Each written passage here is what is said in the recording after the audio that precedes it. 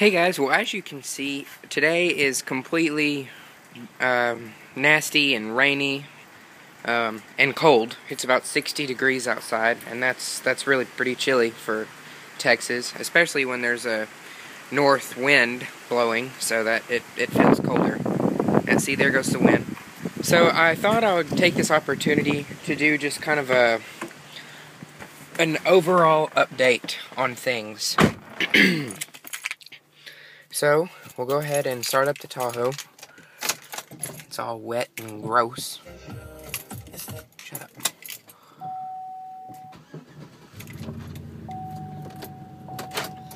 No, we don't need those on. But like I said, I just thought I would kind of take this opportunity to do sort of a life update, if you will. Right now, as for the car hunt, I'm pretty much got it narrowed down to a second generation Acura TSX. Not the wagon, just the sedan, because I'm not a wagon person. If I'm going to have a wagon, I might as well have an SUV. But, that's kind of what I'm looking at right now. I really like the looks of the TSX, plus it gets decent fuel economy. I think it's like 21.30, and from what I've heard, you can get a lot higher out of them if you drive them right. What else? The colors I'm looking for are really just mainly like charcoal gray, black, or white, the pearl white, in no particular order, just that's the colors I'm looking at right now. I've seen the maroon, and I'm not really a huge maroon fan on the Acura, to be honest. It just looks, I don't know, it doesn't look like maroon like this car does, but it looks just kind of plain and boring, and plus everyone has the maroon, especially down here in the South. I don't know why maroon is so popular, but it is. So that's pretty much it on the car. Oh, as for the interior, I definitely want black. I mean, if tan is the only option I can have, then I would take it, but black is definitely preferred. There goes a Honda Pilot over there. It's our neighbor's car.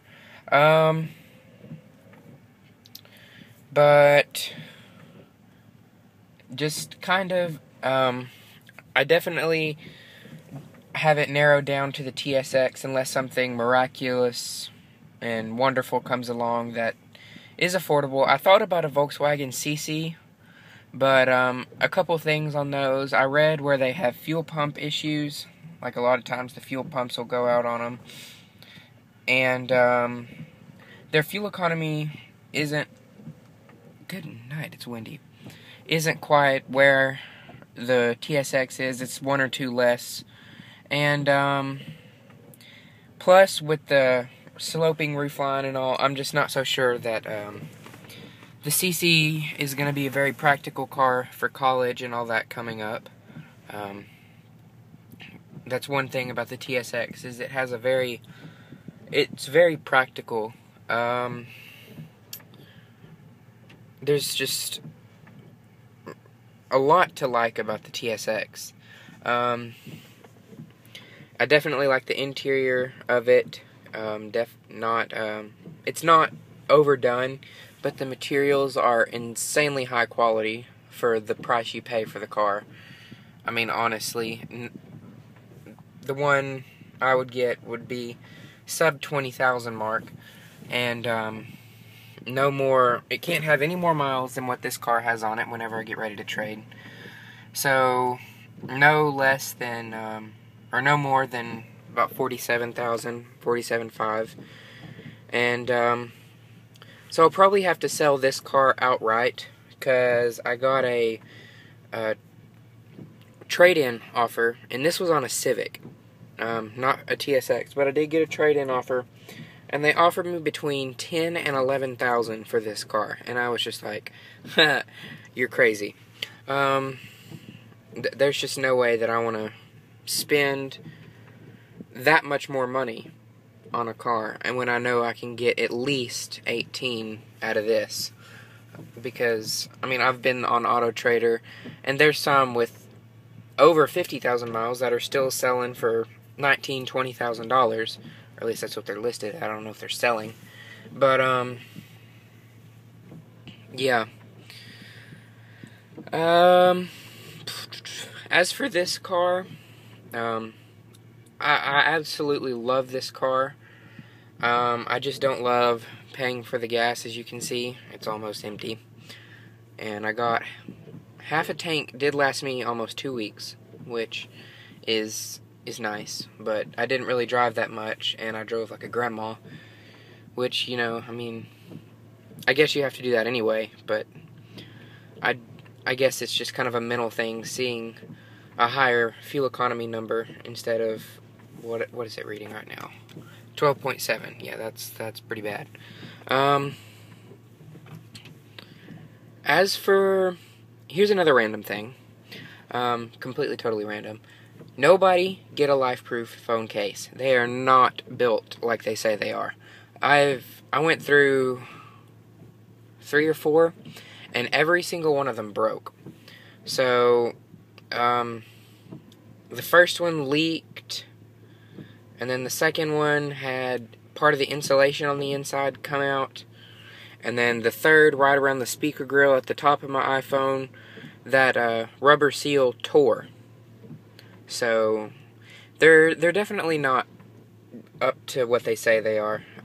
That's why I just got off of eBay and ordered a camo Woodlands OtterBox, because OtterBox is tried and true, and I don't know, LifeProof, they look cool, and I like how they retain the slim design on your phone, but it's just not what I need out of a case, because I'm kind of a klutz with my phone, which is probably bad, because I have no case on it right now, but it's just not up to par for what they say it should be. So, yeah. So whenever I get my my OtterBox, I'll try and do an unboxing of it. I don't know if I'll be able to. We shall see, though. I'll definitely try to do that. I mean, I know everyone's seen OtterBox unboxings before, but that'd just be kind of a different video that I haven't done. What else? Man, it is really windy and raining. As for the other 2 cars, they're both fine. Yesterday we actually were on a road trip coming back from a college visit in College Station, and drove the Infinity, and you probably can't tell, but it's totally and completely filthy. It's totally nasty. It drove it about 3 hours in the pouring rain back from College Station. So, that it did very well. That car is one of the most stable cars I've ever driven in the rain. It's an excellent highway cruiser when it's dry, and even when it's raining, it just feels so steady and sure of itself, which is really nice. It gives the driver good confidence in the car, which is really important. And that's one thing about Hondas or Acuras or whatever, is they're excellent cars. They're not cheaply built, and their dashboards don't sound like that. I swear I just heard a new rattle or something. I don't know.